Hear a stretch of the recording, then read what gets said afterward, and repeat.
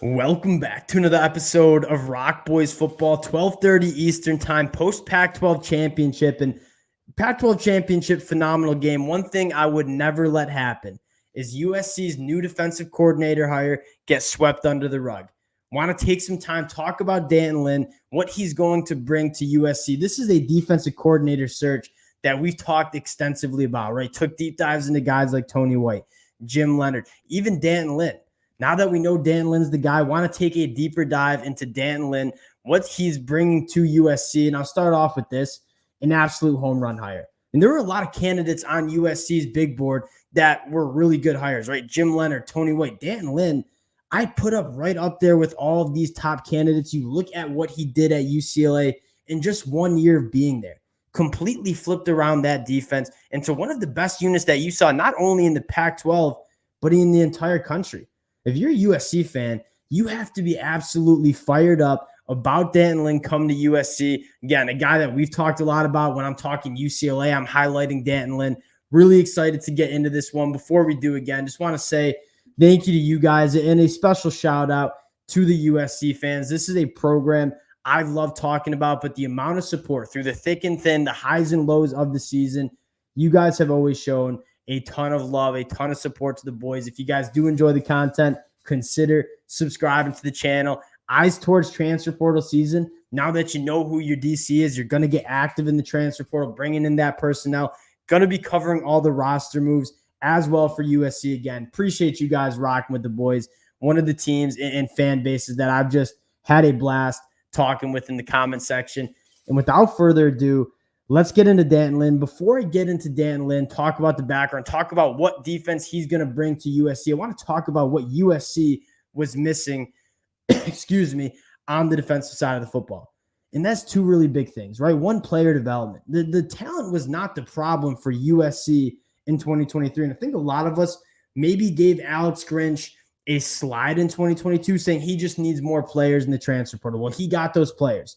And the player development just simply wasn't there, right? For example, a five-star like Damani Jackson at the cornerback role really never kind of flourishing like we all expected he might do in his second year. You take a guy like Mason Cobb, a guy that was an all Big 12 performer at Oklahoma State, didn't look like an all Big 12 linebacker for USC. Countless other examples of players just not really getting maximized to their talent level. The second thing that USC missing, just a defensive scheme that was tight-knit, right? The culture of that defense, the physicality, winning at the line of scrimmage, tackling in space, not blowing coverages, all of those stuff, extremely important.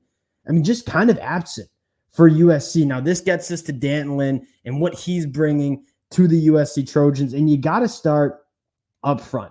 This is a UC. You take a look at what D'Anton Lynn did at UCLA in just 1 year of being there. Completely flipped this UCLA team around, and I want to focus specifically first in the front seven. This was a team that only allowed 2.3 yards per carry to opposing running backs. That was number 3 in the country. You look at the biggest flaw USC probably had. It was not only, the physicality and winning at the line of scrimmage. That certainly was lacking for USC, but the run fits and the lack thereof of run fits and letting kind of guys just get into open space. You turn on the UCLA film, that stuff doesn't happen. Linebackers are in the right gap. Defensive linemen are eating blocks. They're physical at the line of scrimmage. You're hoping that USC can kind of get that from D'Anton Lynn, a guy that came into UCLA, maximized the talent on that roster, and put out a defense that, again, was one of the best defenses in the entire country. You look at some of the numbers for UCLA last year, and a team that wasn't necessarily great on the defensive side of the ball in 2022. In 1 year under D'Anton Lynn, this is a team that only gave up 19.1 points per game.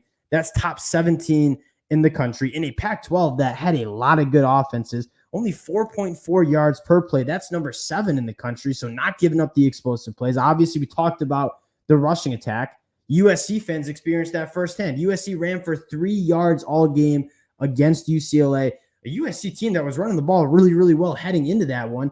Then you look at the secondary and only giving up 6.6 yards per pass attempt, top 25. Not giving up the explosive play through the air. Again, something USC has massively missed with Alex Grinch and that defensive coaching staff. Then you look at some of the intangibles, creating negative plays. 8.5% sack rate for UCLA in 2023. That was top 15 in the country, forcing 1.9 takeaways per game, top 10 in the country. This is a USC defense that is going to start winning in the front seven, getting after opposing quarterbacks, right? You look at UCLA developed 3 guys who are going to be playing on Sundays next year, the Murphy brothers, Latu. The development in the front seven was elite. In the back end, the play was great. No busted coverages. Those guys had good ball skills. You look at that UCLA team, and it was one of the more disciplined, physical teams that you could see, not only in the Pac-12, but in the country. That is exactly what USC needs, and they're getting that with D'Anton Lynn. And I think another intangible that is worth mentioning, a ton of NFL experience. I mean, this is a guy that spent the majority of his coaching career at the NFL level. And so he kind of brings that NFL mentality to the collegiate level. He's brought it to UCLA. That obviously worked extremely well. Now he's going to bring it to USC. And I think one thing I want to know that I think is extremely important in this D'Anton Lynn hire is that he has that proof of concept. If you give him the reins of the defense, he's going to produce a good defense. What Lincoln Riley now needs to do is let D'Anton Lynn cook, right? D'Anton Lynn has proven himself as running an elite defense at UCLA. Lincoln Riley, I mean, this is one of those situations where he can just kind of focus on the offense. I mean, Lincoln Riley, no one's questioning his ability to call an offense, to develop an offense, to scheme an offense. And now you have a guy that you know and you trust can call a good defense. Lincoln Riley can be hands-off. Let him go get his staff. Let him kind of implement his scheme. And you can worry about the offensive side of the ball. I think that's even going to further help because you started hearing the rumors of Lincoln Riley spending a lot of time with the defense during those practices. That is not where Lincoln Riley's his time is best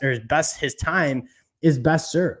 It's served working with the offense and working with the quarterback. That is why Lincoln Riley is one of the best coaches in the country of what he can do on the offensive side of the ball. You bring in a guy like D'Anton Lynn, you don't got to babysit him like you kind of had to with Alex Grinch.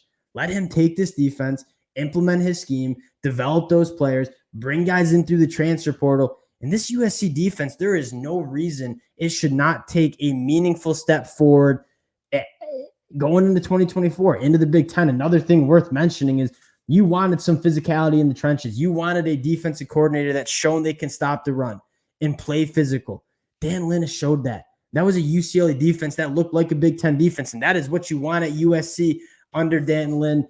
I could go on and on. I mean, it's late, 12:30 Eastern time. Just finished up recapping the Oregon-Washington game, but had to spend some time talking about D'Anton Lynn. Tomorrow morning, I think we got to get in the bag talking about USC and who they got to go after in the transfer portal, specifically on the defensive side of the ball. So stay tuned for that. Again, USC fans, appreciate you guys checking us out. Late night on the East Coast. Wasn't going to let the USC defensive coordinator news slide. Appreciate you guys always supporting. If you do enjoy the content, consider subscribing to the channel, and we'll talk to y'all later. Peace.